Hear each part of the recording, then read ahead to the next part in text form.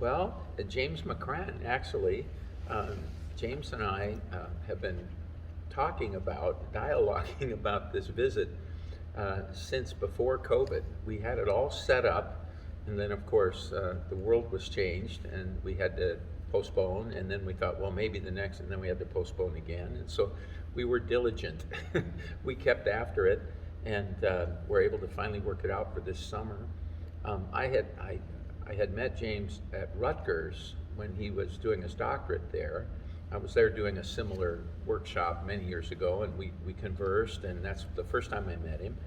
And then the next time we really were in contact was when he was calling me about coming to do this workshop with the local conductors. So it took us 2.5 years to make it a reality, but I'm really glad we were able to work it out finally. Well, I use pretty much a shotgun approach.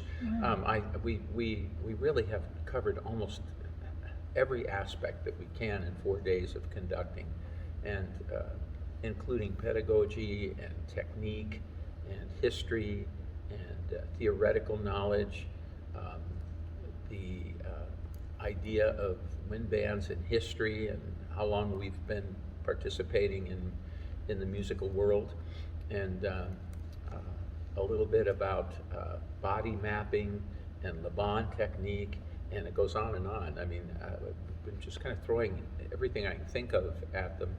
These are great teachers. The folks who are here are so interested and so dedicated to their students and their profession that I feel kind of like anything I can do to help, and leave them with materials. And we created an electronic file so that we can keep pouring things into that file so they can take that home and use it throughout the year.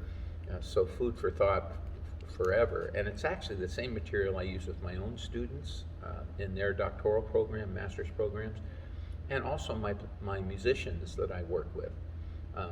I call it my syllabus for the class, but it's like a 20-page handout that covers kind of in detail the ideas that I want to get across, and we haven't gotten to all 20 pages, but we've really touched on a lot of things. And I listen to their conversations, and when they talk about something they wish they could get more information on, I try to incorporate that the next session so that we cover it. And but it's pretty much a scattered approach to cover kind of all aspects of our discipline. It goes back to a sports author, actually, a man named Tim Galway, who wrote The Inner Game of Tennis. That was the first big book of his. And that kind of spread to the inner game of golf, skiing, any kind of athletic event. And a dear friend of mine, Barry Green, a double bass player, principal double bass of the Cincinnati Symphony, got very interested, as did a lot of musicians when they first read the book. They said, this is applicable to music, this whole thought process of how to teach. So Barry took it a step further. He contacted Tim Galway and said, I'd like to use your method in my teaching, and I'd like to write a book called The Inner Game of Music. And Tim said to him, use it for a year. If you find it successful in your bass studio, then we can talk about you writing the music version. And Barry did use it, and it was successful, and it became kind of his raison d'etre of life, the way he teaches and the way he works. And so I met Barry when I went to the University of Cincinnati College Conservatory of Music. I taught there for a while, and Barry was on the faculty, and I was telling him how much I enjoyed his book, and we got to be friends, and it turned out that we were next door neighbors eventually, and our dogs played together. And so we started doing workshops together. I brought the perspective of the ensemble use of the theory, and he used it in individual private teaching. But basically, the whole thing's based on a very simple formula. P equals P minus I. Your potential, or excuse me, your performance, and not the concert necessarily, but just your personal best, your performance, is equal to the potential minus the interference. And the goal of any teacher is to have P equal P. Have the performance of your students equal their potential. That's what defines success, not necessarily winning the trophy or being the very best, but doing your best. So the whole inner game thing is about eliminating what interferes. And the interference can come from the outside, the room's too cold, the lights are too bright, the lights aren't bright enough, it's too hot on stage, to internal, that what he calls that self-critical voice that's in all of our heads, where a musician might be talking to themselves during a performance and saying, I always miss the high G, it's out of my range, every time I get C, I missed it. I mean, they have that conversation right up to the point in the music where it happens, and by having that conversation, they actually create the mistake. So Various was working on finding ways to divert your attention away from those kinds of negative thoughts, and to ignore the negative aspects you can't control, the external negative things that you can't control. And it's remarkable how well it works. It really is. Okay. Well, I was a different kind of kid in that I decided what I was going to do with my life in 7th grade. And it was because and we've talked about it here with the teachers, and I have talked about it, that there's that teacher, there's that one person you meet along the way.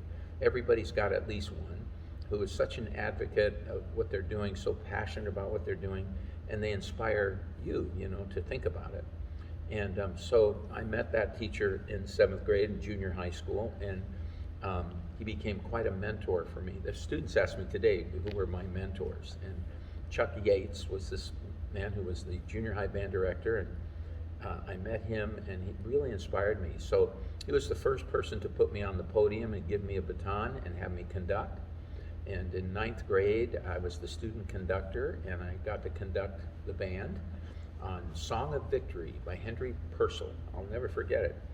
And I was telling the students today, I was really concerned because I was the principal clarinet player, and my stand partner, who was the other first clarinet player, got sick and wasn't going to play the concert.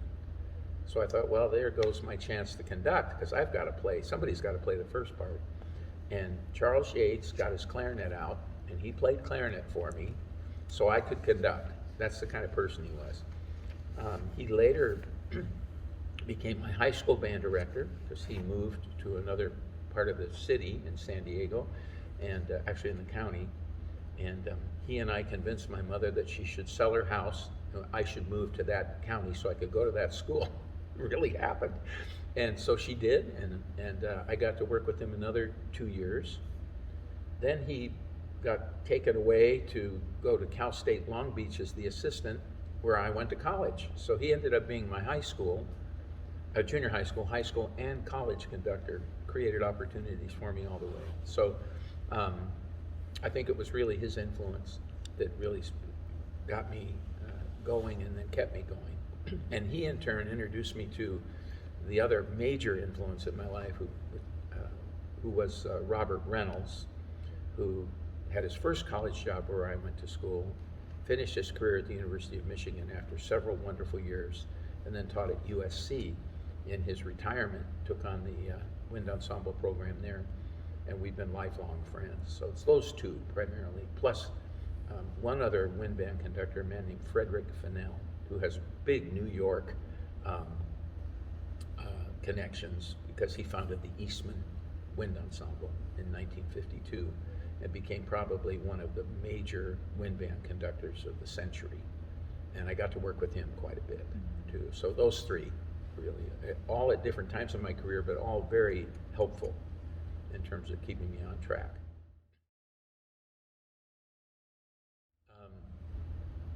I am a clarinetist, and yes, if I was to pick an instrument to play, well, I tried another one that I was really interested in, but I couldn't make it work, which was the cello. I just loved how the cello sounded. But the clarinet saved my life, is what I tell everybody. It really gave me a purpose in life. And clarinet and saxophone, and playing mostly classical music, but some jazz. And I'm trying to think of the other part of your question, the instrument.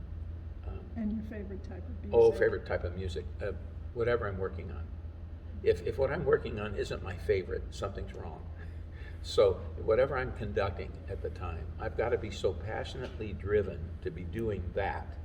I'm very open to lots of music, lots of different kinds of music, especially the music I grew up with, Chicago, the Beatles, Earth, Fire and Wind. I mean, the horn bands. I loved James Brown. I loved all that. I played in bands that played all that music when I was working through high school and college.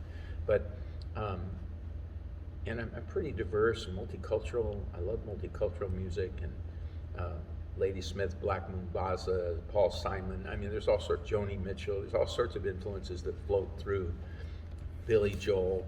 Then I find out he's from this part of the country. I thought, wow, I'm in hallowed ground here, around here. So lots of great music's kind of worked its way in, and does really influence my classical or new music work. I mean, because it's all kind of blending in some ways. So I'm pretty wide open there. But in terms of favorite, I kind of, same with favorite instrument. A conductor can't afford to have a favorite instrument. My favorite instrument is my ensemble. All of those instruments together. Well, it's kind of an inside honor. I had a student, an oboist, Lauren, who wrote me a letter this year about her experiences in my ensemble. And it came kind of as an honor. I mean, her comments were so wonderful. And she's just a marvelous young musician, finished her junior year with us on oboe, but also was an outstanding violinist in the orchestra this year. So she's played both in the symphony orchestra and in the wind symphony, which is every day, 2 hours, 3 hours a day of rehearsing, plus getting through everything else. She's brilliant. And every year she writes me a summary of her experiences from the year. It's very unusual. I read it to the group. It's just a heart-rending statement about how she enjoyed the class, but also her colleagues and the experiences. And she even goes so far as to list each piece she played and talk about what it taught her. I mean, I can hardly get through the thing without crying, I mean, just so impactful. And I asked her, I said, Lauren, could I share this with the whole ensemble? Would you mind? And she said, no, I don't mind. And so I'm going to send it out this fall to everybody because they need to. I mean, she's just thinking all the time. And I took that as a kind of the ultimate student evaluation. And so in a way, it's an honor to have somebody in the group feel that way. And I'm appreciative, of people acknowledging accomplishment, which has come over the years. I think maybe just because I've been doing it so long. If you do it long enough, somebody's going to give you a trophy, maybe. But this means more to me than almost anything I've ever gotten. And it's would that every student had the time or would take the time to give you that kind of input, good or bad, about their experience, as opposed to how we are with student evaluations now. In the old days, at least, you handed them out, you left the room, they all filled them out. Now they do it electronically, and most don't. Most people are happy, and so you get 10 out of 70 back, so you don't really get a read. So it was really helpful to know that she was paying that kind of attention to what we were doing. It's what I hoped the organization of choice of repertoire, experiences that we go through, what you hope would impact them in a way that they felt their time, energy, and attention devoted was worthwhile. So that's probably my answer for that one. Yeah, very simply put, to start, you're writing your resume every day, even as a college freshman. And the people, your teachers are of course going to write letters of recommendation for you at the end of your time as you move on in your career, either to an employer or to another degree program or whatever. And but also the people you're around may end up being colleagues in the future.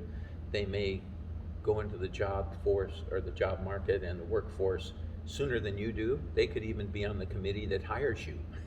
So how you're perceived by your peers and your colleagues is really important. how you're remembered by them during the years you're in school. And sometimes you don't think about that, and you miss opportunities to make connections and to network. That's one thing. I had a very dear friend, public school teacher in Madison, Wisconsin, that I knew for years, and he used to do something that I've started doing with my own, we do with our own incoming students, actually all the students that show up to be in the program in the fall. We'll fill the auditorium with 600 wind and percussion majors and conductors, and we're following the John Rayfith plan of informing them, which is you can't hold somebody responsible for something you haven't taught them. So we want to talk to them about what it's like to be a music major here. How are you going to interact with your colleagues? What's a good way to interact with your professors? What can you be thinking about in terms of going to a concert? It's interesting how in today's world, many students who come in to a music program have never been to a concert. They've played in them, but they haven't gone to them. And so other than say a rock concert. So they don't really know how to respond in an appropriate way in a concert. And they shouldn't be stiff and don't have any fun, but at the same time, wooing your friend that comes on stage is a little bit of a high school trend that maybe shouldn't be brought with you into college. So we try to give them information ahead of time so that we don't get frustrated with them later. But I think the other thing is, music requires a lot of discipline, but being good at anything does. And you have to be patient with yourself because it's a long process. If you're practicing regularly and getting good input, it's really important. There's a wonderful man I taught with for several years who's just retired, who had probably the best euphonium studio in the world at our school. I would say, I think every job in Washington, D.C., every euphonium job is filled by one of his students right now. Marine Band, Air Force Band, Navy Band. It's amazing, his ability. And I asked him once, I said, how is it that all your students, every one of them, succeed? What goes on with that? And he said, simple, I've got 4 things. And so I included in my syllabus. These 4 things are, number 1, hard work. And number 2, talent. And I said, that's interesting, Brian. So you put hard work above talent? He said, absolutely. And I said to him, well, I'm impressed by that because I consider myself a hard worker and not as talented as a lot of people. He said, number 3, great teachers. You've got to get taught. You've got to have people guiding you and helping you. And number 4 was experience. You've got to get experience. So what you're doing in school is getting the experience you need to succeed. So I would always say to anyone coming in, do as much as you can without endangering your academic side of your program. But if you can get involved in lots of different performance opportunities and still maintain your grades, that's important. But everything you do is going to help you as a teacher later or as a performer. And the diversity of things you do will really help you because it's a diverse musical world now. Those who go out to perform find themselves setting up a studio where they're teaching privately, playing weddings, playing regional orchestras, sitting in on musicals. I mean, they have to be able to do a lot of different things and a lot of different styles. So exposing themselves to as much as possible helps broaden their possibilities. The other thing is, I say to every musician is, don't discount the fact that you will be teaching someday. You may not think you're going to be a teacher, but if you get to be the principal clarinet in the New York Phil, someone's going to tap you on the shoulder and say, how did you do that? Would you take me on as a student? Can you help me get where you are? And all of a sudden, you're teaching. So keep studying how teachers teach, and keeping track of the ones you admire and the things that seem to work, both in rehearsals and in your lessons and in your theory class, your musicology class, whatever you're doing. There are teachers who know their trade and know what they're doing, and you can learn from them. So, see if there's anything else I'd advise them. Work hard. You know, that's the thing. Something I say to my group every year is everybody wants to be good. I don't think there's anybody in this rehearsal that doesn't want to do a great job. But the problem is that a lot of people don't understand that you have to do something to get good. So I saw a saying just recently, you can't learn to do something by not doing it, you know. So you have to do, you have to learn and teach and do. And hopefully it compounds as you go along. And 4 years go by like that in your undergraduate years. So I wouldn't postpone getting involved. I mean, you get involved quickly and soon, and rely on your colleagues to help guide you, and the older students you're working with, their advice and their knowledge about what to do and when to do is important. One other thing I'd say, Andre de Shields, famous Broadway actor, I hope I can remember this, said this in his acceptance speech for the Broadway Best Actor Award. And he said he had 3 things he advised people of. One was surround yourself with people whose faces light up when you come into the room. Pick your friends well. Avoid negativity is basically that message. Number 2 was slowly is the best way to get anywhere, because he got the award at 76 or something. And the third one was the top of the mountain is the bottom of the next, so keep climbing. You know, and I love that. All 3 of those things are in my syllabus now. So don't get frustrated if you got to the top of the mountain and you realize, oh my gosh, there's another mountain, because that's kind of how it's going to go.